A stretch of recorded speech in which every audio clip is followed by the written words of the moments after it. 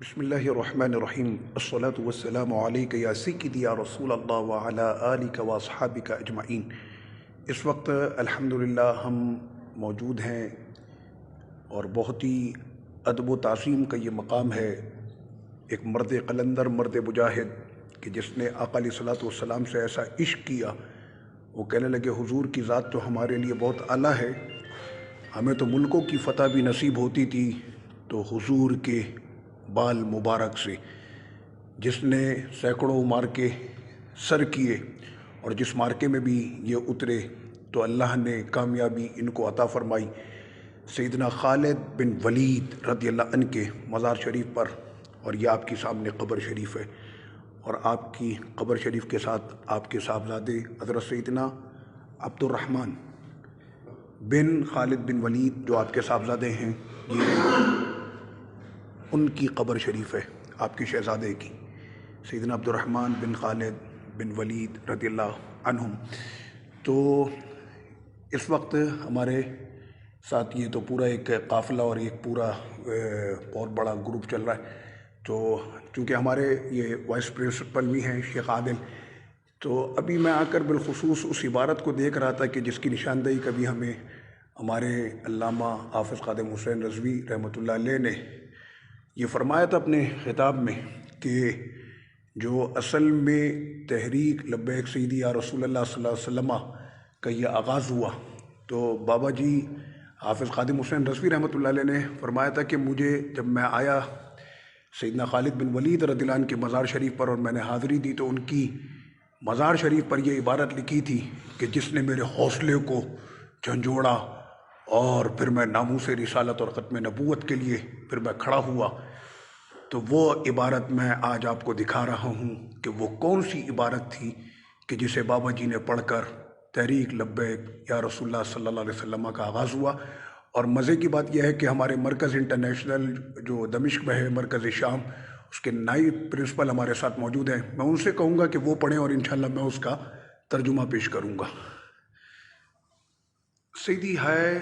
اول عبارہ لقد شهدت 100 زحف أو زهاءها۔ حضرت نے یہ پہلی عبارت پڑھی کہ سیدنا خالد بن ولید رضی اللہ عنہ فرماتے ہیں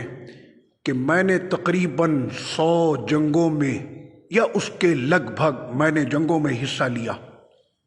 وما في جسدي موضع شبر وما فی جسدی موضع شبر، اور اس کے بعد سیدنا خالد بن ولید رضی اللہ عنہ نے فرمایا اور نہیں تھا میرے جسم میں کوئی ایک بالش کا حصہ بھی، نام إلا وفيه ضربة بسيف أو طعنة، مگر اس ایک بالش کے سے بھی کم حصے میں مجھے چوٹ لگی تھی، ضرب لگی تھی، کہیں پر تلوار کی تھی اور کہیں پر میرے وجود میں نیزہ گھسایا گیا تھا۔ إلا وفيه ضربة بسيف أو طعنة برمح أو رمية بسهم وها أنا۔ اور اس کے بعد سیدنا خالد بن ولید فرماتے ہیں کہ میرے جسم میں نیزے سے سوراخ کیے گئے، جسم کا ایک بالش حصہ بھی کوئی خالی نہ تھا کہ جہاں پر نیزے اور تیر کے نشانات نہ ہو، لیکن میں نام سے وها أنا أموت على فراشي حتف أنفي، لیکن دیکھو خالد کی موت تو اس کے بستر پر ہی لکھی تھی کہ میرا وقت آ گیا اور میں اپنی موت کے وقت اپنے بستر پر تھا۔ فلا نامت أعين الجبناء، تو یہ جان لو کہ تلواروں کے سائے میں اگر موت لکھی ہوتی تو خالد کی موت پھر بستر پر نہ ہوتی۔ یہ شیخ عادل نے ماشاءاللہ ہمیں پڑھ کر پورا سنایا، اور اسی طرح سے اب یہ سامنے لکھا ہوا ہے سیف اللہ المسلول خالد بن ولید۔ تو یہ وہ عبارت تھی کہ جسے قبلہ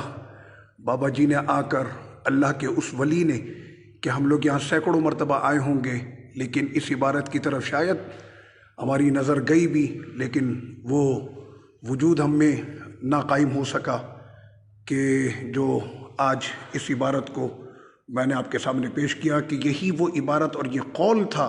سیدنا خالد بن ولید رضی اللہ عنہ کا کہ جو سبب بنا اور عظیم الشان یہ تحریک جو ہے وہ وجود میں آئی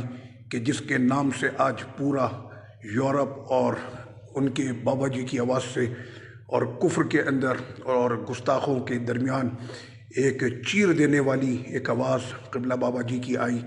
میں سیدنا خالد بن ولید رضی اللہ عنہ کے مزار شریف پر دعا گو ہوں کہ اللہ پاک ہمیں جو ہے وہ سیدنا خالد بن ولید رضی اللہ عنہ کے مزار شریف کی برکت سے قبلہ ہمارے نئے امیر حافظ سعد حسین رضوی